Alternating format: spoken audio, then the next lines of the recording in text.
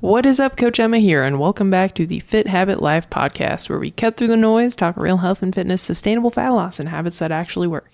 And on today's episode, I'm going to be talking about carbs, why carbs are awesome, and you should be eating more of them. This is contextual. I don't know exactly what your diet looks like, so if you're not sure, just shoot me a message. We can chat about it. I believe I have my Instagram link below. But anyway, before we dig in, just wanted to thank you for listening to the show. If you're a regular listener, if you could share the show with a friend who you think might benefit from it, rate the show, subscribe. That just helps me get in front of more people, which helps me help more people, which is the goal of the show. So anyway, carbs are awesome.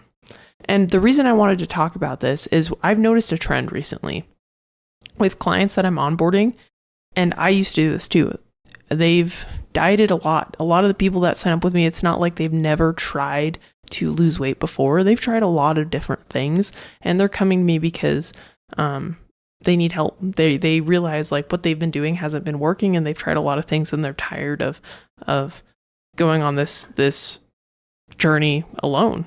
And so they decided to invest in me, and I'd say I'm an expert. I've just been in this space for a while myself, 10-year plus fitness journey of my own, and been interested in it ever since. So, and I've helped quite a few people through it. So anyway, a lot of women are coming to me and they're just not eating enough carbs. Depending on the age range, sometimes too, they're not eating carbs and they're not eating fats, and they're eating a lot of protein. And in general, fats are really, really important. Really important. You need fats for a healthy hormone profile, to basically a lot of vitamins and minerals that we consume. You need fat for your body to use them. So you need them to use the food that you're eating.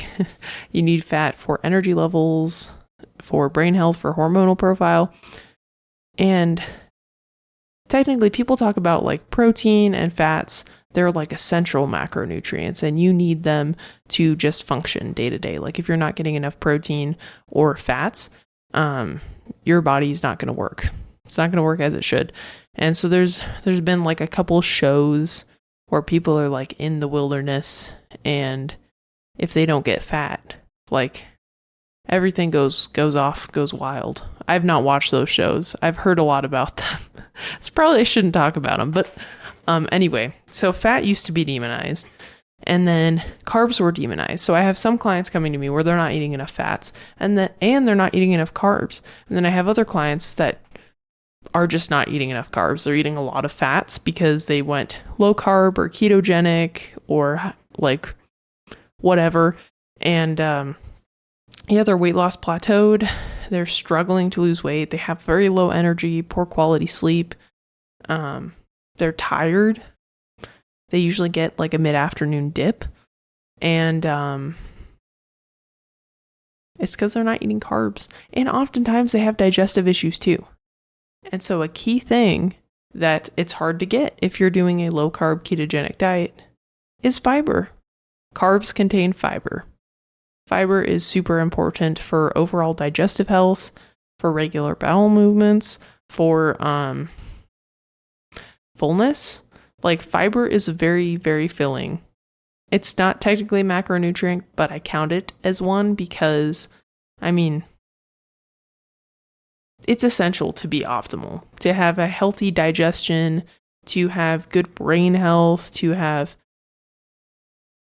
healthy hunger and fullness signals. And a high fiber diet helps your body naturally produce more GLP-1. So instead of going on the shot before you try it, fiber. Anyway, so carbs have fiber.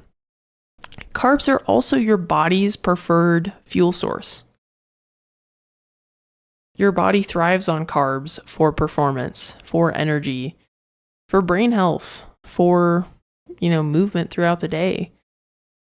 And if you're not eating enough carbs, but you're eating a very high protein diet, your body's going to convert some of that protein into carbs, which is very taxing on the system. It's called, I'm not a very sciencey person, but just so you know, the conversion of protein to carbs is called gluconeogenesis. So it's basically converting those amino acids into a carb source because your body wants to use the carbs. So carbs are really important. And oftentimes a lot of the women that come to me, they're either entering into perimenopause, are already in perimenopause, are in menopause, or postmenopausal. And their body's under a lot of stress. So we don't want to make their body or to add more stress to their body. We want to reduce the stressors. We want to reduce that cortisol level. And so having an adequate amount of carbohydrates, a moderate protein diet, so they can build muscle, stay full, recover adequately from their strength training, which is key, and a good amount of fat. Depends on the client, but usually I'm bare minimum of 50 grams of fat a day, ideally closer to like 60 to 70 grams, is like a really good spot for women from what I've noticed. And you can go above that. But if you're trying to lose body fat and you have a really high fat diet, then that's the easiest lever to pull to help you lose some body fat. So that's why usually I'm like, okay, protein depends on the woman, but usually, 0.8 to 1 gram of their ideal body weight. And usually I do on the lower end, and we kind of build up to the higher end unless they start to experience digestive issues. Protein's very taxing for your body to break down. So that's part of the issue too. If you have a really high protein diet, you're probably going to be a little bit more inflamed. You might have some bloating, gas, uncomfortable feeling, just more water retention. Like it's a taxing process for the body. So usually lower end people feel a little bit better. So that's why moderate protein intake. You don't need 1 gram or 2 grams per pound of ideal body weight. Like, no, that's crazy. Say like 0.7 to 1 gram per pound, or per pound of ideal body weight if you're pretty overweight, right? And then at least 65 grams of fat. That's where I put it. If you're a little bit lower, it's okay. If you're a little bit higher, it's okay. And then the rest we fill in with carbs. Because what I've noticed through personal experience, I was eating a very low carb diet. Of too high protein, I was eating probably 50 plus grams of protein more than I need on a regular basis. And part of my gut issues were that I was bloated a lot because I was just eating so much protein. So reducing that and increasing the carb intake, not only has my performance in the gym skyrocketed, I've gotten stronger, I have more stable energy levels, I feel better throughout the day, my sleep quality has improved, and I'm leaning out and building muscle a lot better because I have more fuel to help my muscles when I'm training. So carbs are really important. And not only do they help performance, they help sleep quality. And actually a lot of my women who are, in that older age range where they're going through menopause, increasing their carb intake has improved the quality of their sleep because carbs help reduce your overall cortisol levels. And there's another mechanism of action that I can't recall right now. But they help your body get to a more regulated, less stressed state. And that tends to help with the sleep. There's something else. I should have looked this up before starting the recording.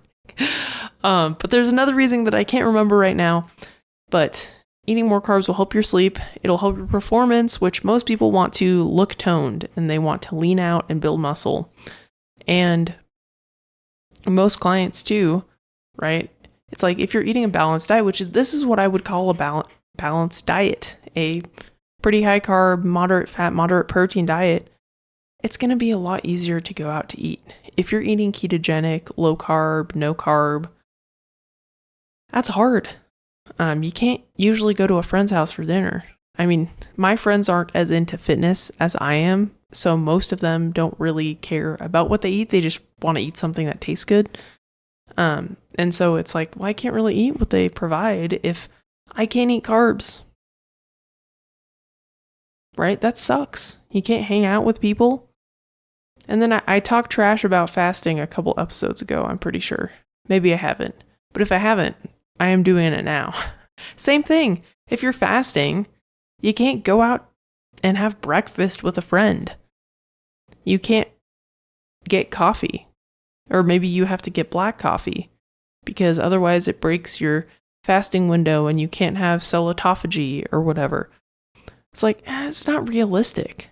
Like, if you want to have a sustainable approach, then usually cutting out an entire macronutrient like carbs, eating within a certain eating window, it's going to make it really hard. And I'm not saying, obviously, like normal, if we're talking about normal, right? Normal in today's society is overweight, overstressed, tired, low energy, low libido,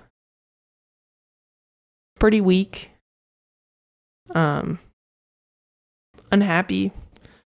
I'd say that's like normal. So obviously we don't want to be normal. We want to be different because us being different is going to help us get to a place where we're optimal and where we're feeling great. So we don't want to be normal. But an important part of health is having relationships and being a part of a community. And sometimes to do that, yeah, you don't necessarily have to compromise on the things that you do. Like usually at my church, we have, what are they called? Potlucks. And the food is not something that I usually eat. I'll just say that. So I'll usually bring something that is like a quote unquote safe-ish food where I know I'll get something that will sit good with my digestion because I don't like to be gassy in public. So if there's food that doesn't make me feel good, I'm not going to eat it because that's going to be uncomfortable. Only around my husband. I'm just kind of kidding. So anyway, so right, it's like you have the choice to choose. But if you're so restrictive to where you can't do anything, then it's like that the quality of your life is going to decrease and it's going to make it hard to sustain the results that you do get. And that's the point, right? Like I talk about, what is the intro? Welcome to the Fit Happy Life podcast, where we cut through the noise, talk real health and fitness, sustainable fat loss, and habits that actually work. So if you eat a more higher carb diet most of the time, you're probably going to be able to go out to eat and be just fine. And if you do notice that when you increase your carb intake, you have digestive issues, you feel uncomfortable, you have big spikes and dips in energy, then there's something else going on at the root. And so when I first increased my carbs, I was having uncomfortable, I was having hypoglycemic episodes, my digestion was really bad, and it was because I had a gut issue that I needed to address. When I address that, I can easily eat 400 grams of carbs a day without any problems. So, point being, if you're healthy, increasing your carb intake, keeping a moderate fat, moderate protein intake is going to help you improve your body composition goals. So building muscle, losing body fat. It's going to help your energy levels. It's going to help your quality of life. And it's going to help your sleep. If you're healthy. And if you're not healthy and you're trying to figure out why you have all these digestive problems, why you're not feeling good when you are increasing your carb intake, that's when you might need some extra help or some extra assistance, because there's a lot of things that it could be. And so usually with clients, if I look at their lifestyle, I'm like, lifestyle's good, but they're still having these problems. Like lifestyle and diet, pretty solid. They're training consistently. Their sleep's good. Or good enough as it can be with this, whatever issue is. They're staying hydrated. They're managing their stress, but they're still having problems. That's when the advanced testing comes into play. And that's when getting help, getting guidance from an expert and a professional in the functional nutrition space is going to be really helpful. And so if that's you and you're like, I actually need help because I've tried to do this and it's not working, then you can book a call in that link below. We'll just chat, see if it's a good fit, and talk about next steps if it is a good fit. And you can just book a call below. But otherwise, hopefully this episode was helpful. Hopefully I sold you on eating more carbs. It's definitely improved my quality of life. And performance training, I've gotten quite a bit stronger. Fixing my gut is what allowed me to get to the place where I can eat enough carbs. So that was an important part of the process. But hopefully this gets you to evaluate your diet, try to eat more carbs and get to a better spot health-wise. But anyway, if it was helpful, if you could share the show, rate the show, subscribe, that just helps me get in front of more people, which helps me help more people, which is the goal of this show. So thank you for listening, and I'll catch you on the next one. Peace.